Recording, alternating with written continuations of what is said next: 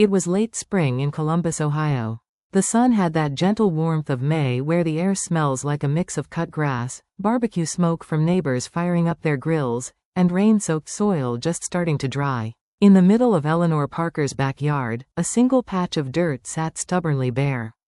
Every other house on the block had neat lawns, trimmed hedges, a porch flag flapping, kids chasing each other on bikes. But Eleanor's yard? It had one old rusted lawn chair, a cracked bird bath, and, at least according to her grandson Ethan, the saddest-looking dirt spot in America. One Saturday morning, Ethan stood there, holding a small paper packet of seeds. He wore faded jeans, a Cleveland Browns hoodie, and a baseball cap that looked 2 sizes too big. Eleanor shuffled out with her coffee, still in her housecoat, slippers on, hair pinned up with more clips than strictly necessary. "Grandma," Ethan said, squinting into the sun, "what if we plant one right here? A tree. Something that lasts." Eleanor raised an eyebrow. "Honey, that spot hasn't grown anything since your grandfather tried tomatoes in '89. The squirrels used it as a buffet line." But Ethan didn't back down. He knelt, ripped open the packet, and dropped a single seed into the soil. He covered it with his palm like a secret. Sometimes the biggest changes start in the smallest, most ordinary places. A backyard with peeling paint, a dirt patch no one believes in, a boy who thinks maybe, just maybe, a seed could be more than a seed. Life in America is full of these little backyards, these overlooked corners. They're the same places where kids learn to dream, neighbors gossip over fences, and families pass down stories that outlive them. What Ethan planted wasn't just a seed. It was a dare to hope. And hope, as every old-timer on that block knew, is stubborn. Just like crabgrass, only prettier. By early June, Ohio weather had flipped its mood again. Thunderstorms rolled in with dramatic flair, lightning cracking while people hurried to pull in lawn furniture. Then 2 days later, it was sticky hot, cicadas screeching like broken car alarms. Ethan ran outside barefoot one morning after the rain and yelled loud enough for the mailman to pause mid-delivery. "Grandma." It sprouted. Sure enough, a fragile green shoot poked its way through the soil. It wasn't much, just 2 baby leaves trembling in the wind, but to Ethan, it looked like destiny. He dropped down next to it, whispering like it was a puppy. The neighbor, Mr. Douglas, a retired factory worker with suspenders and a love for judging things, leaned over the fence. "Kid, that twig won't last a week. You know how many weeds I've pulled that look just like that?" Ethan shot back, "It's not a weed. It's a tree in training." Even Eleanor, sipping iced tea on the porch, couldn't help smiling. "A tree in training, huh? Well, make sure it drinks more water than I do in summer." Every dream looks ridiculous at first. A sprout looks like a weed. A runner's first mile looks like a breakdown. A college kid's first failed exam looks like the end. But the thing about beginnings is, they don't look like much until time gives them shape.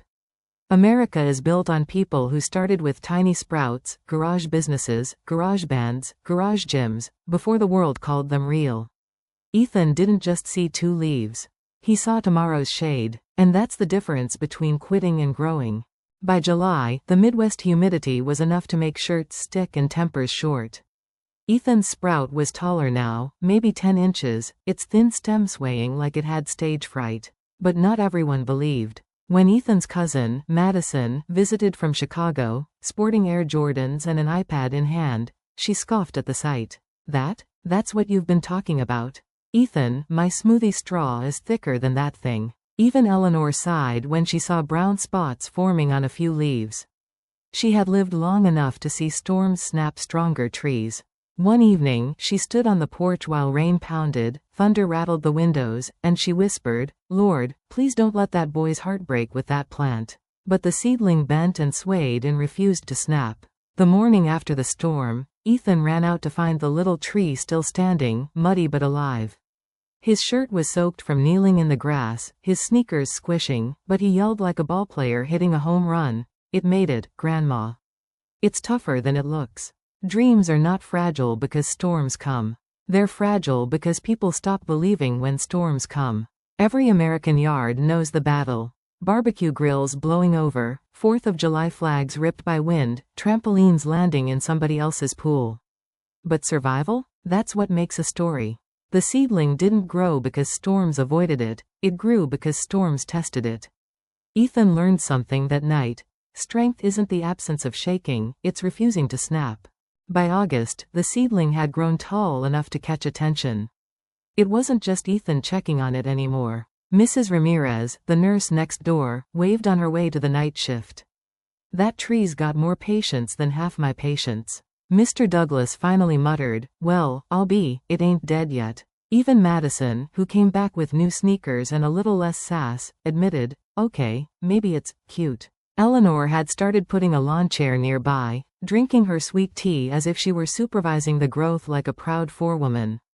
And Ethan? He began journaling about it every evening, writing down the height, drawing little sketches, naming it, Sammy the sapling. By late summer, the tree wasn't just Ethan's project.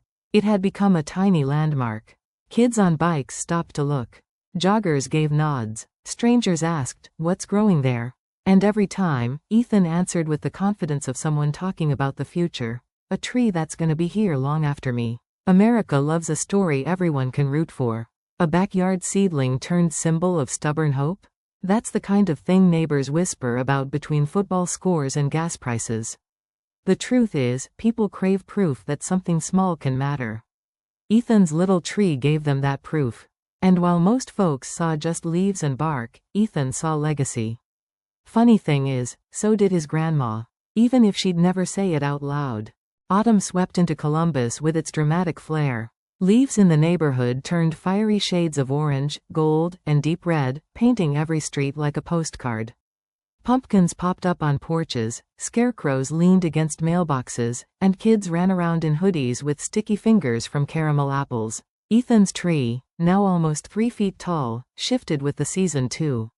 Its small leaves turned yellow at the edges, a sign it was keeping pace with the rhythm of the year.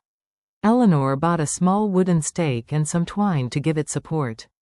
"Even the strong need a little backup sometimes," she muttered, tying it like she was dressing a wound. By October, the family gathered for Sunday chili at Eleanor's house. Football roared from the TV while the men argued about referees and the women compared pie crust recipes. Madison, now slightly less sarcastic, looked out the window. "Ethan, your tree's kinda cute." Ethan, spooning chili like it was victory stew, replied, "Not cute." Legendary in progress. Halloween night brought kids in costumes knocking for candy. Every group paused to point at the sapling wrapped in twine. A little boy dressed as Captain America said, "Is that your tree?" "Cool. It's like a baby superhero." Ethan puffed his chest. "Exactly. Growth has seasons. Autumn teaches us that letting go isn't the end, it's preparation." In America, we rake leaves, carve pumpkins, sip cider, and sometimes forget that change is beautiful. Ethan's little tree dropped leaves like every other in the neighborhood, but to him, it wasn't losing, it was learning. That's how dreams are too. They shed, they pause, they look bare. But bare doesn't mean broken. It means ready. Winter in Ohio was no joke. December rolled in with icy winds that slapped faces raw, snow piling up against fences, and the sound of snowblowers buzzing every Saturday morning. Eleanor bundled in 3 sweaters just to fetch the paper. Ethan worried constantly about the tree. He shoveled a path around it, brushed snow from its thin branches, and even wrapped burlap around its trunk like a scarf. Neighbors teased him gently. Mr. Douglas grumbled, "Kid, you treat that twig better than I treat my Buick." Ethan shot back, "That's because it's worth more than your Buick." But winter nights were long, and the tree looked lifeless. Its branches were bare, its stem stiff, like it had given up.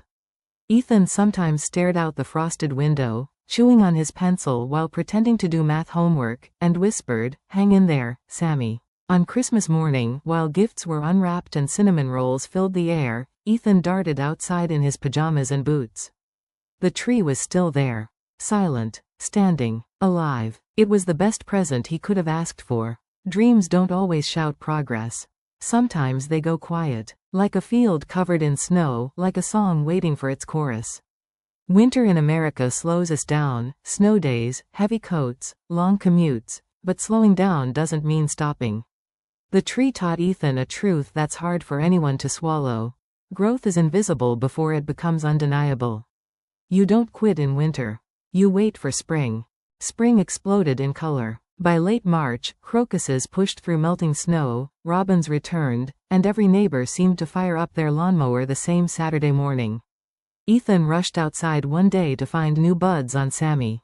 Real leaves. Real green. By summer, the sapling shot up to nearly 5 feet. It looked like an actual tree now, still skinny, but confident.